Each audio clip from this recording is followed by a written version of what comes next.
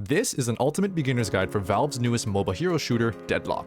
We're here to teach you guys not only the basics of the game, but more importantly some huge game-changing knowledge and mechanics that most people don't even know about even after playing dozens of games, giving you the upper hand in your future matches. We'll be sprinkling in these important tips and tricks in their respective sections for this video, as well as some at the end that beginners and veterans alike will find useful.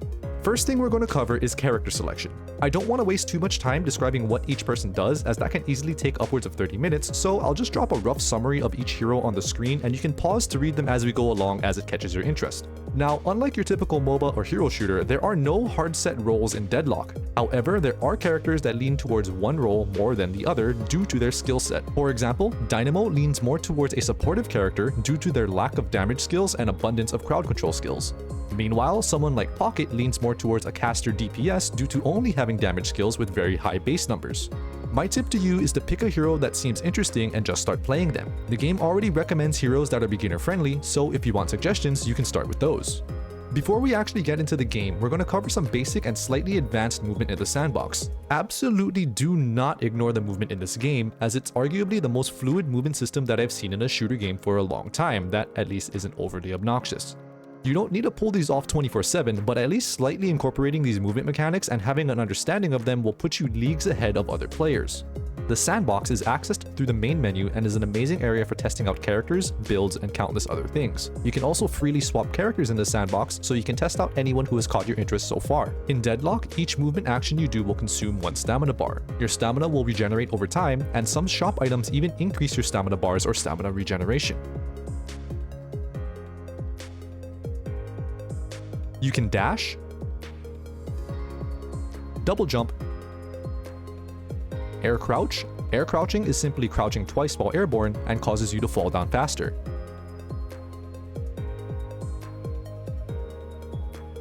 Air dash, and dash jump. Dash jumping is a two-part movement action where you dash, then jump when your stamina bar turns blue. This consumes 2 stamina bars, but will give you a momentum boost when successfully performed and is arguably one of the faster ways to move around in-game. You can also slide by crouching after any dash movement, or by crouching when you go down a slope. Dashing and sliding are omnidirectional, and you can change directions while sliding by holding just your left or right direction key. Also, while you're sliding, you have infinite ammo. Sliding will maintain your momentum, so sliding after something like a dash jump can get you a pretty good distance. You can also wall jump by pressing a directional key and jump at the same time once you touch a wall. The directional key you press must be opposite of the wall. So, if you're jumping off a wall directly in front of you, you'd hit S and space at the same time once you touch the wall. If the wall's to the right of you, then A and space at the same time once you touch the wall. Sliding and wall jumping do not consume stamina, so are very good techniques to get a little bit more out of your movement for free. All of these movement mechanics can be chained together to perform some extremely fluid movement, making you extremely hard to catch in-game or making you an absolute menace at hunting down escaping targets. Your only limit here is your creativity, and technically your stamina bars. There is also a sprinting mechanic which automatically happens when you're out of combat for some time, provided you have an item that increases your sprint speed.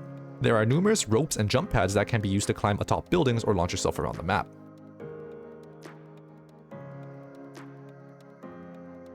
There is also a giant colored zipline like this in each lane. This zipline is your main transport method in-game. To use it, simply look up at the zipline and hold your jump button. You can only zipline to as far as your minion wave has pushed, or to a certain set distance to the enemy's most active tower. If you're hit while riding or getting onto the zipline, you'll be knocked off and stunned for several seconds. You can also use a speed buff while ziplining, which has a 300-second cooldown. Since we're in the sandbox, I'm going to get ahead of myself and suggest you do one thing before you get into a game, and that's going to the shop and finding a build page to follow for your character. I highly recommend using one of the high-rated player builds over the default build, as 99% of the time it's just outright better. But make sure you look through the builds list to find a simple and straightforward build for your character instead of the advanced builds that have a giant wall of items. For these simple builds, more often than not, you'll just be buying everything in order of left to right, top to bottom. Now that we've familiarized ourselves with a bit of game movement, let's head into our first game and teach you how to absolutely dominate your opponent. The game makes you select at least 3 characters to play, but you can assign them varying priorities. Purple is your highest priority character, yellow is your second highest, and white is your third highest. There are no limits to the amount of characters you can select, nor the amount of priority characters you can set. Just do be aware, setting high priorities does not mean you're guaranteed to get that character. When you first load into the game, you'll be put into this waiting lobby. The people directly across from you are your lane opponents, and anyone standing directly next to you is your lane teammate. You'll see what color lane you are by looking up at your character's border color on the top of the screen. While in this lobby, you can also open the shop to look for an item build should you not have one set up yet. There are 2 solo lanes and 2 duo lanes in game. The gist of the game is that you push down a lane, destroying turrets called guardians and walkers, make your way into the enemy base and destroy both shrines to make the enemy patron vulnerable.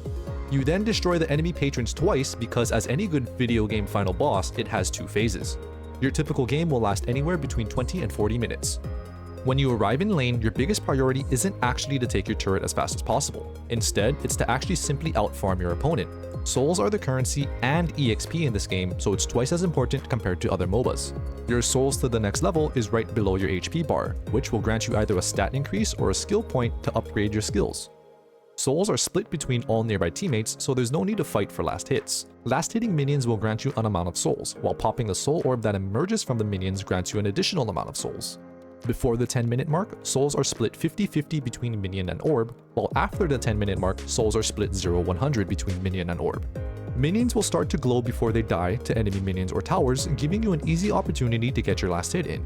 This easily allows you to last hit minions with just a few shots, which you should make a habit of. You may have noticed that there's 2 colors of soul orbs. This is because soul orbs appear from both friendly and enemy last hits, green and red respectively. These soul orbs will pop automatically after a few seconds and award the souls to their respective team. However, orbs can be popped by either team, granting the souls to whoever pops them. This means that the enemy team can actually steal your soul orbs if you don't actively secure them yourself, and vice versa. This is referred to as denying. Denying your enemy's soul orbs as well as securing your own can make a drastic difference in power, and this is how you truly win your lane. So, try to make popping soul orbs your top priority. These soul orbs will spawn from minion deaths, player deaths, objective destruction, and soul urn delivery, which we'll elaborate on a bit later. There is one exception to soul orbs spawning from minions, and that's if you finish a minion with a melee attack, which is Q by default. If you do so, you'll earn 100% of the souls and no orb will spawn. This makes melee a great option for farming when you have the opportunity to do so, as it won't give the enemy the chance to deny your orbs. The game has a light melee attack and a charged melee attack, with the charged variant doing more damage and launching you forward. These melee attacks can also be parried F by default, which will stun the attacker for a few seconds and cause them to take increased melee damage for a short duration. As we wrap up about lane farming, here's a few tips to get ahead and stay ahead of your opponents. Don't be afraid to zipline back to base and fully heal if you're being poked a lot. Utilize cover, lines of sight, and flanks to safely farm. Some lanes have little cubbies that can give you advantageous angles, and some even have one-way mirrors called veils, which we'll elaborate on later. Break any wooden crates or gold idols that you find near your lane. They sometimes hold extra souls or even permanent power-ups. They'll start spawning in at 3 minutes and the buffs get stronger as the game goes on. Focus on taking out the enemy's healer minion ASAP while staying close to your own. These minions, indicated by the banner they wear, periodically heal friendly units nearby. Taking this minion out early means you'll slowly recover any missing HP while denying that opportunity to your enemy as you farm the wave. Denying the enemy their free healing will greatly increase the effect of your poke on them, which we'll go over in this next section. Farming and poking go hand in hand during laning, as if you're able to get your enemy low enough, they may back off and you can farm your lane easier.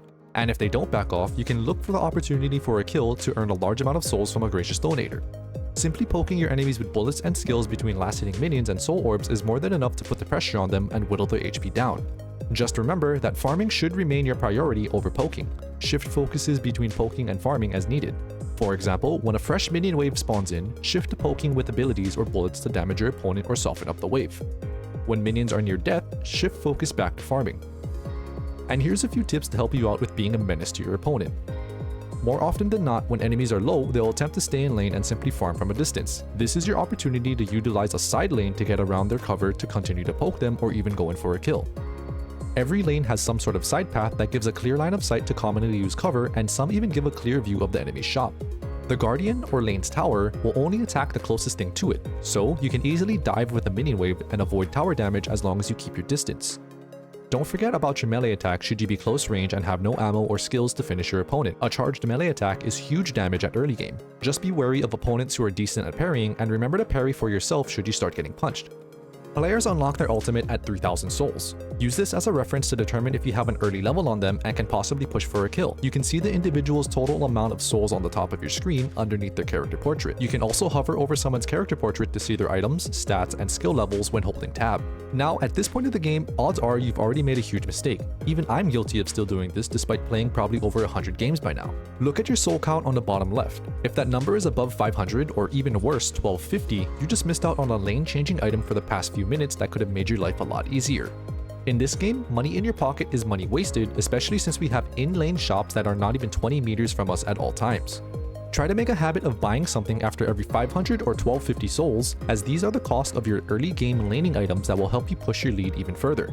In addition to each lane's in-lane shop, which is lost upon Guardian destruction, you have one shop at your base and 2 shops underground that are usable by each team. The shop has 3 types of items: Weapon, Vitality, and Spirit, each generally buffing your gun, tankiness, and skills respectively. You can hold 4 of each item type with 4 additional flex slots that can hold any item type. These flex slots are unlocked after destroying something belonging to the enemy team. 1 slot for all the tier 1 guardians, 1 slot for the first and last walker, and 1 slot for the first shrine. You can view all the items in the shop by going to their respective tab, but don't worry about learning about it all at once. Item familiarization will come as you play the game more. For now, just focus on learning about the items that are recommended for your hero, then slowly branch out to learn about more items as you continue to play. However, I will recommend you some great items for any character that you're playing that you should know about. For 500 cost laning quality of life items, increased regeneration or healing right is amazing if you're being poked a lot. Increased regen significantly increases your passive healing, while healing right is an activatable item that heals you for a ton of health with a 60-second cooldown. Extra stamina for early stamina bars is great to give you more mobility during laning for escaping or chasing. For 1250 early cost and mid-game items, bullet and spirit armor to reduce damage taken, as well as bullet or spirit lifesteal for teamfight sustain depending on your character's main damage type, sprint boots and enduring speed for faster sprint speed to improve your map traversal speed, and lastly, reactive barrier for free shields if you're getting constantly CC'd. Now that you're all geared up, you'll eventually take down your lane's guardian and maybe even your walker. So what's next? Now the game shifts from laning phase to mid-game or team fighting phase. I'm not going to go over the huge mechanics for this as it's extremely dependent on your team's composition, coordination, the enemy team's composition, and much more, but I will give a few tips here. Generally speaking, if you don't know what to do once laning phase is over, just stay with the team. Fights will break out and it's better for you to be there with the team than to not. Decide on which enemy is the most problematic and focus them during the fights. The faster they're out of the picture, the better your odds at winning the fight. Utilize your zip lines to move around the map fast. It's much faster than walking and can help you quickly push back lanes that are closing in on your base in a short amount of time. Then return to the team to push together. If you do decide to split push or just generally push alone, keep a close eye on your map. Are most enemy players showing up on the map? Are they far away from you? Then you're probably still safe to push aside from maybe 1 or 2 people that might jump you. Or are they all missing? Then odds are they're about to mug you. Now that we're reaching mid-game and fights are breaking out all over the map, we'll go over various game mechanics that you might run into between or even during your brawls. The biggest one of these mechanics is Midboss. Midboss is a buff-dropping boss at the center of the map that spawns at 10 minutes. You need to stand inside its little pit in order to do damage to it, and it has a constantly regenerating shield that functions as a DPS check. At 50% HP, it will roar, indicating to the enemy team that it's being attacked. When defeated, it will spawn the Rejuvenator Crystal, which must be charged melee attacked to obtain the buff for your entire team. The Rejuvenator buff increases your team's fire rate, buffs your minion stats, and cuts your respawn timer in half. This buff can be stolen if an enemy manages to charge attack the crystal before your team, regardless of who defeated Midboss. Another big teamfight hotspot is the Soul Urn.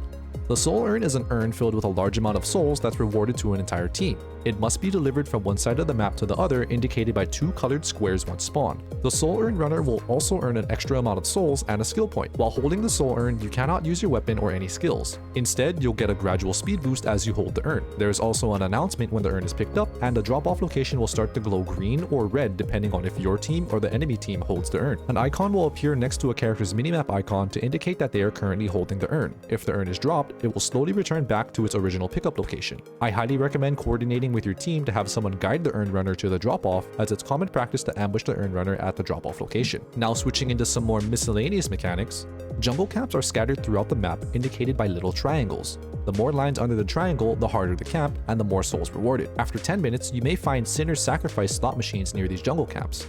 Melee them to lose health but gain souls in return. After doing so, you may notice a little unsecured souls number has popped up near your souls count. These unsecured souls are souls earned from wooden boxes, jungle camps, and slot machines. They're immediately spendable and are slowly secured over time, but they will drop on death as a little blue soul container that enemies and allies can pick up. The container grows in size as the amount of unsecured souls increases. Teleporters are scattered throughout the map and are indicated by little arrows. Stand in them for a short amount of time and they'll teleport you to their respective counterpart, which is usually on the opposite side of the map.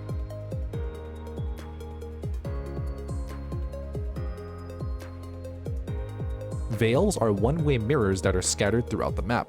One side will allow you to see through, while the other side will block vision. Very useful for escaping or setting up a gank. And finally, as we wrap up this video, here are my biggest game-changing tips and tricks that beginners and veterans alike will find useful. You'll continue to reload your gun while charging up your melee attack. You can utilize this to slowly reload your gun as you farm minions with melee attacks. A charged melee has a decent AoE and can hit a large group of minions. You can clear out dense minion groups in 2 hits most times. Very useful if your character doesn't have great wave clear. Make the most out of the infinite ammo while sliding. Initiate a slide just before you need to reload or when you're engaging a fight, and you can get a few extra shots for free. This might be just enough to secure a kill.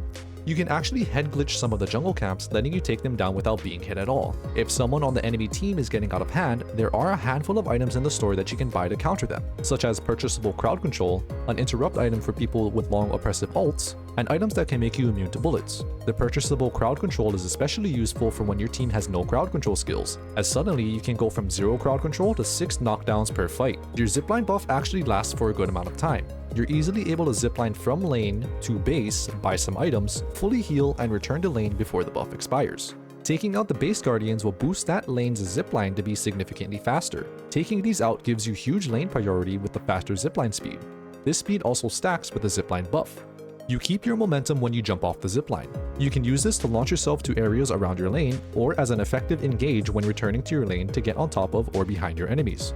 And as we bring this guide to an end, I want to ask you to drop your biggest tip to new players in the comments and potentially help out a new Sinner's soul. Also, if you feel like there's anything I missed or went over too fast, feel free to ask me in the comments. Hope you found the video helpful and have fun using your newfound knowledge to decimate your opponents.